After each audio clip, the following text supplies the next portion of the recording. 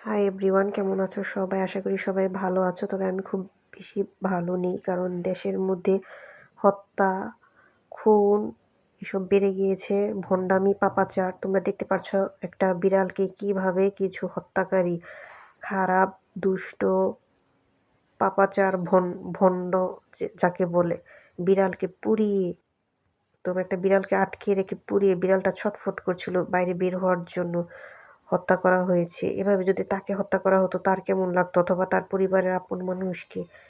এরপর পাবনায় আরেকটা ঘটনা দেখলাম, একটা কুকুরের 8টি ছানাকে পানিতে ডুবিয়ে, বস্তায় বন্দি করে পানিতে ডুবিয়ে মেরেছে এক দম্পতি। এটা আল্লাহর গজব নামবে এদের উপরে। আমি আল্লাহর কাছে দোয়া করি, আল্লাহ যাতে এদের উপরে গজব ফালায়। তাদের সন্তান অথবা তাদের আপন মানুষকে যদি কেউ এভাবে পুড়িয়ে মারতো বা পানিতে ডুবিয়ে মারতো, তাদের কেমন লাগতো। আর এই দেশে ভূমিকম্প, প্রাকৃতিক দুর্যোগ এভাবেই আসে। আল্লাহকে নারাজ করার ফলে এই দেশের এই অবস্থা। তো এসব থেকে বিরত থাকতে হবে, আর এদের শাস্তি খুব জরুরি।